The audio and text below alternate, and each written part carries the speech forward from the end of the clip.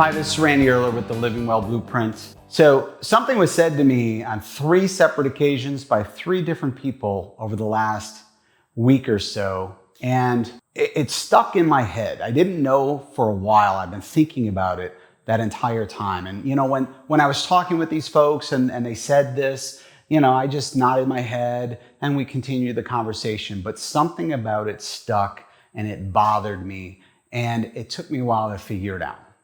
But all of these folks are anticipating retirement or they're approaching retirement. It's imminent. And what I've heard consistently is, as soon as I retire, I'm going to pay attention to my health. That's what I'm going to focus on. I'm going to focus on my body. And this seems well enough. I mean, there's nothing inherently wrong with that. Of course, it's good to want to take care of your body. But I think what troubles me, there's 2 things really that trouble me. The first is taking care of yourself, managing your health is not something that should ever be put off. It should not be delayed. And the second thing that bothered me is health is not a purpose. Health is not your focus for living. Having apps and tracking and manipulating your data and weighing things and using a scale and all of these things that make it all focused on you and your health isn't a purpose. Okay, we over invest in that thing. So this is what bothered me. Okay, don't delay health. It's not your purpose. So I had an acquaintance. This was a guy I would see maybe 2 or 3 times a year for a couple beers with some other folks.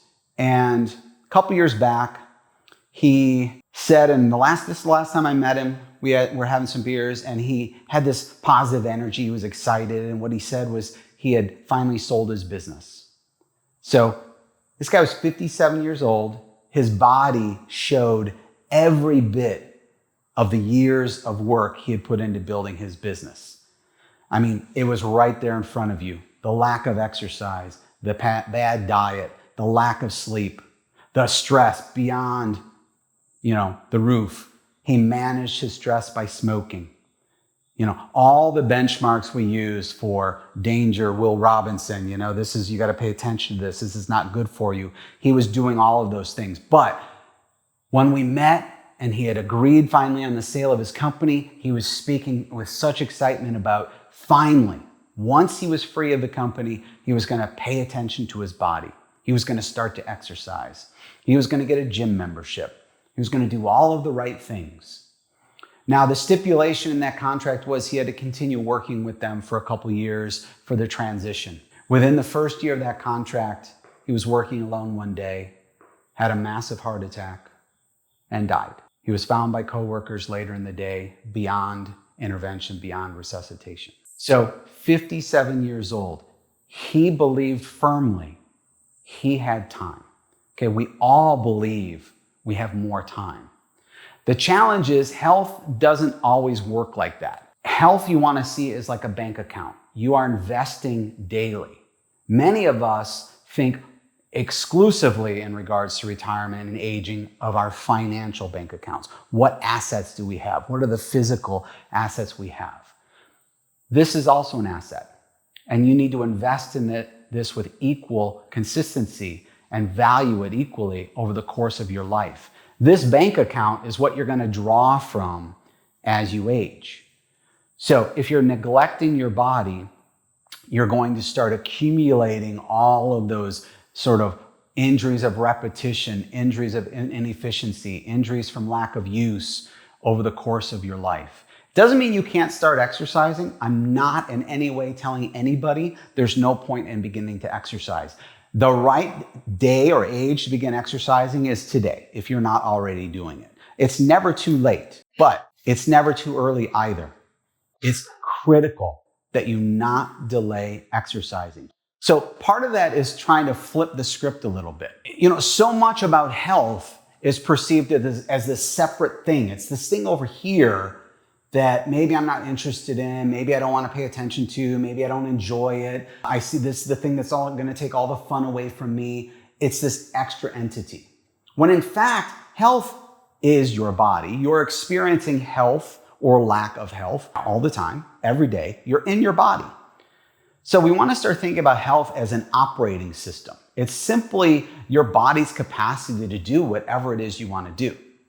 And the goal is to enable it to do that for as long as possible. So if you're extending out 30, 40 years, if you live into your 90s, you want to have as much capacity physically and mentally as you possibly can. So health is an operating system. So think of the 5 categories I've mentioned in other videos: diet, exercise, sleep, stress, hydration, right? All of these things we experience every day. We're all eating every day. We all eat. So it's important to start thinking about how we eat, what we eat, when we eat, and find ways to simply incorporate what's good for us into our diet. This shouldn't be a struggle. This is not go buy some book and follow a crazy plan that's going to make you measure and obsess and think about this all the time. It's simply you're eating every day. Eat good things. Eat good things that nourish your body, that give your body what it needs. And does this mean you have to be crazy about it? No. Personally, I follow more of an 80-20 rule. About 80% of the time, I'm spot on. I pack my meals on Sunday, breakfast, lunches, snacks, all squared away. Dinners throughout the week, my wife and I make dinner together, very healthy. Friday, Saturday, and Sunday, they could go up or down. Typically, I'm good with breakfast, but if we're having a family dinner and there's brownies, I'm smashing the brownies. I like brownies. Okay, so you can enjoy things and still follow a healthy diet, but it's about managing it and starting to pay attention. But it should just operate underneath. It's not something you're obsessing over. It's simply something you're doing. Okay, similar with exercise. We need to flip the script on exercise. All right, it is not something you go and do necessarily. It can be, but it doesn't have to be this separate thing that you don't like. Okay, it's important to kind of understand exercise is sort of contradictory to being a human. Really, this body is meant to work. And if you look back historically, anything you did over the course of the day required effort. You sourced your food. You prepared your food. You sourced sometimes your clothing or materials, or you made your own clothes. Everything required labor. Okay, if you wanted water, you went and sent a bucket down a well, or you had to go retrieve it from a stream. There was effort involved. Okay, we live in a society that's relentlessly pursued comfort. We've eliminated all of that movement. So that's where exercise came from. It came from a need to physically work the body. Okay, so rather than thinking about you have to exercise, what I would love for you to start thinking about is I need to move more. Okay, you can integrate this into the day. It doesn't have to be that hour or 90 minutes at the end of the day when you're already tired and you got yelled at by your boss and you really don't feel like going to the gym. Okay, it can be integrated. The easiest place to start is stand up. If you sit down for work, stand up. Okay, get a stand-up desk. Okay, eliminate as much non-essential sitting as possible. If that's not an option for you, every half hour, get onto your chair and move. Okay? You can go walk to the mailbox, go outside, get some fresh air, sunshine, take the dog for a little walk, just walk upstairs and come back down. Go switch laundry loads, empty the dishwasher. Move your body. That will reset yourself physically, reset your posture when you go back to work. Okay? And then start incorporating as much movement as you can into your day. So see, it doesn't become this other thing that adds onto your to-do list. Build it into your day. Okay, find activities you enjoy. Pickleball, skateboarding, tennis, chop wood. Doesn't matter what it is. Think about workload for the body and movement. One of the simplest things to do is look around the chores at your house. Do you cut your grass? Do you clean your house? Do you buy your own groceries? Do you walk your dog? Many people have eliminated all of these things, believing they're so busy. Okay, so evaluate that for yourself and figure out how you can incorporate more movement.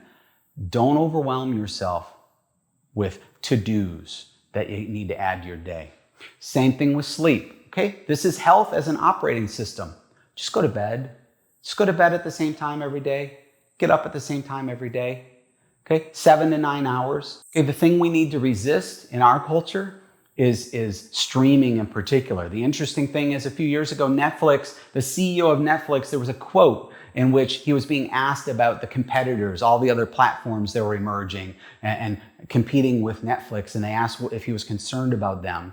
And the CEO of Netflix at the time said, I am not concerned about any of the competitors. My competition at Netflix is sleep. Okay, so he's indicating his competition is your turning it off, right? So that to me is sinister. That's a little dark.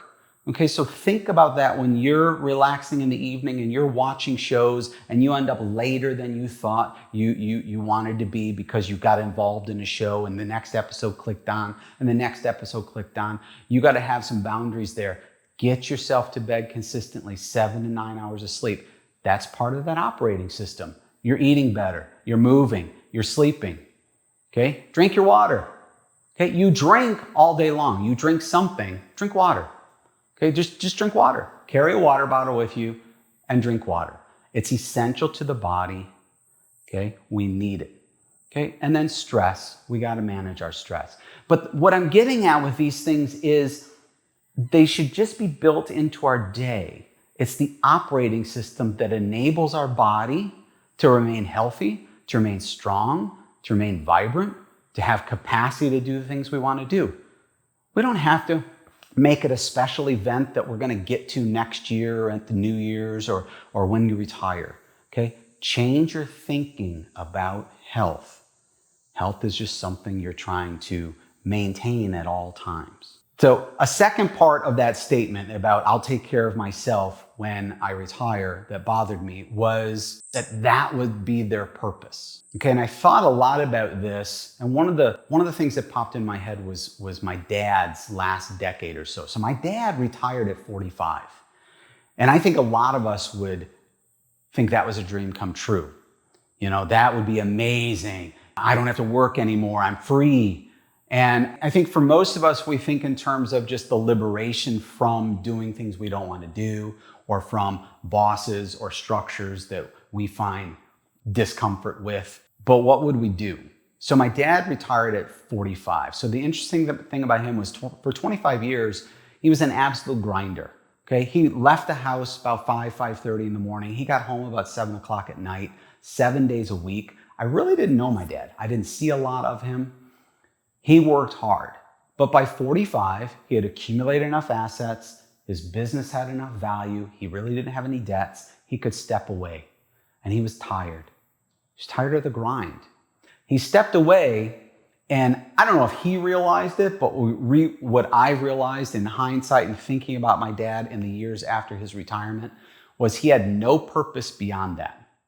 The thing with my dad was he did not pay attention to his health at all over the course of his entire life. You know, drank RC Cola all day, lots of fast food, kind of whatever he would come across when he figured out or thought about being hungry. Smoked cigars and chewed tobacco for many, many years. Just all of the markers, all of the things you look at that surround ill health, my dad pretty much embraced them all, just did not value diet, exercise, health. He retires at 45, okay, and then what I witnessed was this precipitous decline. He stopped being the person I had known. So to achieve what he had achieved, he was a very confident, very sure person. Like he was a mechanic and he was just very skilled in his craft and very clear. When he executed something, he did it with absolute certainty. And that's how he ran his business and that's how he interacted with his customers. It was just this very confident and sure person. When he retired, I witnessed this 5-year decline where he became depressed, he became a little lost, all of that confidence just completely evaporated. He was a shadow of himself. 5 years into this, he's diagnosed with cancer. And what I found interesting about this was the cancer, he had a positive uplift. It gave him a purpose. It gave him things to focus on, a structure to his day. He had to either get a treatment or he had to do certain things, certain protocols as part of the treatment. It gave him identity and purpose and structure. And I thought a lot about this over the years because what I realize is you can ignore your health. You can say you don't have time for your health, But I guarantee you, if you're diagnosed with something like cancer, you're gonna find the time for every appointment. You're gonna find the time for every treatment. You're gonna find the time all of a sudden to attend to your body. So the point of this is health is not your purpose later. Health is not a purpose. Health is what you need to attend to every day of your life through all of the choices you make. And from those, you derive health. It's not a product of an 8-week plan. It's not because you read a book or watched a video. Okay? It's a product of every choice you make every day. And think deeply about that. Would you respond if diagnosed with something by saying you don't have time to deal with it, or would you find the time? So think about that and flip that script for yourself. Make the time now for your health. Purpose is something different. So I'm saying that health is not your purpose because health is a state of being. It's the capacity to live your life without hindrance, without restriction, without anything, any obstacles from your physical person. Whatever you want to do, you can go do. So attaining that is not a purpose in and of itself. A purpose is something higher than you. It's bigger than you. It's outside of you. It might be the fork in the road you did not take many, many years ago, the thing you had to suppress for years while you were tending to the responsibilities of career and family. You might have an unfinished novel in your desk drawer. It could be a business idea that you've pondered forever. You want to take that leap. Okay? You need to be healthy and prepared to embrace those opportunities and to meet all of the challenges that are ahead of you. So don't wait to address your health. Start today, even in little or small ways. Reframe how you think about it. It's a state of being. It's not a goal or an objective or an outcome. And then think about purpose. Don't leave health to be the purpose of your life. Looking at data, scanning your apps, tracking all the information is just sort of a self-centered thing to do. Unless you are in an acute health crisis that requires that attention, okay, you need to direct your eyes and your attention and your energy outside of that. Be healthy and then pursue your purpose. This is Randy Erler with the Living Well Blueprint. I hope you liked today's video. If you did, please subscribe, share it with someone you know, and I'll see you next time.